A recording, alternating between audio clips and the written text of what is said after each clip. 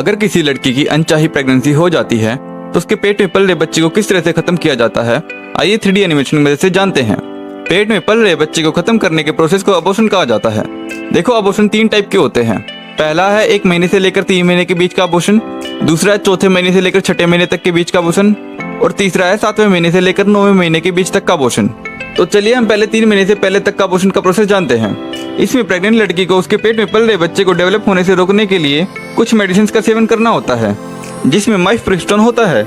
इस माइफप्रिस्टोन से प्रोजेस्टेरोन नाम का हार्मोन काम करना बंद कर देता है। प्रोजेस्टेरोन वो होता है जो पेट में पल रहे बच्चे को डेवलप करने में हेल्प करता है। प्रोजेस्टेरोन माँ के शरीर में नेचुरली प्रोड्यूस होता है, जिससे यूटेरस लाइनिंग स्टेबलाइज रह सके, जो बच्चे को न्यूट्रिएंट्स पहुंचाने का काम भी करती है। जब इन दवाइयों को खाने से प्रोजेस्टेरोन बनना बंद हो जाता है तो यूटेरस की लाइनिंग टूट जाती है और बच्चा गर्भ के अंदर ही मर जाता है। दवा लेने के 1-2 दिन बाद महिला मीसोप्रोस्टोल नामक मेडिसिन भी खाती है, जिससे कुछ समय बाद तेज दर्द और कॉन्ट्रैक्शन होना शुरू हो जाता है, जिससे मरा हुआ बच्चा वैजिनल ब्लीडिंग के साथ यूटेरस से बाहर निकल आता है। इस दौरान लड़की को बहुत तेज दर्द होता है और दर्द में कुछ घंटों से लेकर कुछ दिनों तक भी रह सकता है। मरे हुए बच्चे के बाहर आ जाने के बाद भी 10 से 15 दिनों तक ब्लीडिंग हो सकती है, जिनमें से 8% महिला को 1 महीने से भी ज़्यादा दिनों तक ब्लीडिंग होती रहती है और 1% महिला को हॉस्पिटलाइजेशन की भी जरूरत पड़ सकती है। माइफप्रिस्टोन की पिल्स गर्भ के 7वें हफ्ते तक अपना काम अच्छे से करती है, पर इसके बाद इस मेडिसिन के फेलियर रेट 5% तक बढ़ जाते हैं और 8वें हफ्ते तक इसका फेलियर रेट 8% तक हो जाता है और 9वें हफ्ते तक ये 10% तक बढ़ जाता है। और फिर जब दवाइयाँ काम करना बंद कर देती है, यानी कि जब दवाइयों से अबॉर्शन नहीं हो पाता है, तो सर्जिकल अबॉर्शन करना पड़ता है। देखो, मेडिकल अबॉर्शन के कारण महिला को दर्द, दस्त, उल्टियाँ, सिर दर्द और हैवी ब्लीडिंग भी हो सकती है। और कुछ केसेस ऐसे भी होते हैं जिसमें इन्फेक्शन या बिना डॉक्टर की सलाह के दवाइयों को सेवन करने से महिला की डेथ भी हो जाती है। देखो, 5वें हफ्ते से लेकर 13वें हफ्ते तक सर्जिकल अबॉर्शन किए जाते हैं, जिन्हें सेक्शन D एंड C भी कहा जाता है। इसको शुरू करने के लिए इसमें सबसे पहले महिला को एनेस्थीसिया दिया जाता है ताकि इसको दर्द महसूस ना हो, और फिर वेजाइना में डॉक्टर द्वारा एक स्पेकुलम इंसर्ट किया जाता है। फिर एक स्क्रू की मदद से स्पेकुलम को खोला जाता है, जिससे यूटेरस की एंट्रेंस को अच्छे से देखा जा सके। वेजाइना और यूटेरस के बीच सर्विक्स होता है, जो प्रेगनेंसी के दौरान बंद रहता है और बच्चे के जन्म का समय आने तक उसे प्रोटेक्ट करके रखता है। इसे खोलने के लिए डॉक्टर द्वारा मेटल रोड का इस्तेमाल किया जाता है। देखो, 13वें हफ्ते तक बच्चे के हाथ, पैर और उन पर उंगलियां होती है और साथ में बच्चे का दिल भी धड़क रहा होता है, पर इस समय उसकी हड्डियां नाजुक और कमजोर होती हैं। डॉक्टर द्वारा सर्विक्स खोलने के बाद यूटेरस में एक सक्शन कैथेटर को इंसर्ट किया जाता है और फिर सक्शन मशीन को चलाया जाता है। इस सक्शन मशीन का फोर्स हमारे घरों में इस्तेमाल होने वाले वैक्यूम क्लीनर से 10 से 20 गुना ज्यादा तेज होता है, जो बच्चे को यूटेरस से कुछ ही पलों में बाहर खींच लेता है।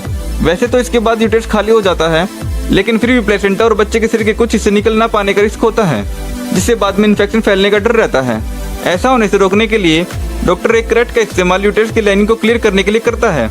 देखो, सेक्शन D एंड C के कुछ रिस्क भी हो सकते हैं, जैसे कि यूटेरस में घाव या छेद हो जाना, जिससे इंटेस्टाइन, ब्लैडर और आसपास की ब्लड वेसल्स भी डैमेज हो सकती हैं। साथ ही इन्फेक्शन और शरीर में इंटरनल ब्लीडिंग भी हो सकती है और कुछ रेयर केसेस में महिला की डेथ होने का रिस्क भी होता है। देखो, अबॉर्शन के बाद फ्यूचर में प्रेगनेंसी से रिलेटेड प्रॉब्लम आ सकती है, जैसे प्रीमैच्योर डिलीवरी और बच्चे की डेथ। अब जो अबॉर्शन 4थे महीने से लेकर 6ठे महीने के बीच में किया जाता है, जिसे D एंड E भी कहा जाता है, इसमें महिला को सबसे पहले एनेस्थीसिया दिया जाता है और फिर स्पेकुलम द्वारा वेजाइना को खोला जाता है। 4 से 6 महीने के बीच की प्रेगनेंसी में बच्चा इतना बड़ा हो जाता है कि सर्विक्स को खोलने के लिए 24 से 48 घंटों पहले लैमिनेरिया को सर्विक्स में इंसर्ट करना पड़ता है। लैमिनेरिया पानी एब्जॉर्ब कर लेता है और फूल जाता है, और फूलने के कारण ये सर्विक्स को स्ट्रेच कर देता है और काम हो जाने के बाद इसे बाहर निकाल लिया जाता है और फिर मेटल डायलेटर की मदद से सर्विक्स को आसानी से जरूरत के अनुसार स्ट्रेच किया जाता है। इसके बाद सक्शन ट्यूब को इंसर्ट किया जाता है, जो एमनियोटिक सैक में मौजूद फ्लूइड को बाहर खींच लेता है। पर इस दौरान बच्चे का शरीर 1 हाथ के बराबर हो गया होता है, जो सक्शन से खींच पाना मुश्किल होता है। इसलिए स्टेनलेस स्टील से बना सोफर क्लैंप यूटेरस में इंसर्ट किया जाता है, जो 13 इंच लंबा होता है और इसके एंड में नुकीले दांतों जैसा हिस्सा होता है।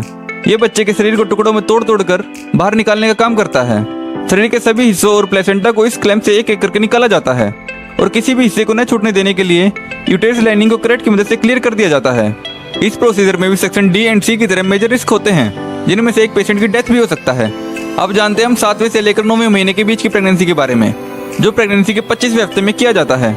इस समय तक बच्चे का शरीर इतना डेवलप हो चुका होता है कि अगर महिला की प्रीमैच्योर डिलीवरी हो जाए तो भी बच्चा दुनिया में सर्वाइव कर सकता है।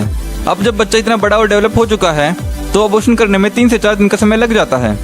अबॉर्शन के पहले दिन महिला के शरीर में डॉक्टर डाइजॉक्सिन नामक दवा को सिरिंज में इंसर्ट करता है। डाइजॉक्सिन को हार्ट प्रॉब्लम ठीक करने के लिए इस्तेमाल किया जाता है, पर इसे ज़्यादा मात्रा में लेने से बच्चे के दिल की धड़कनें रुक जाती है, जिसे फेटल कार्डियक अरेस्ट कहा जाता है। एक डाइजोक्सिन इंजेक्शन महिला के एब्डोमेन या वेजाइना के द्वारा बच्चे के सिर या दिल में इंसर्ट किया जाता है, जिससे बच्चे को दर्द होता है और कुछ समय में उसकी डेथ हो जाती है। इसके बाद महिला की सर्विक्स को स्ट्रेच करने के लिए लेमिनेरिया स्टिक इंसर्ट करी जाती है।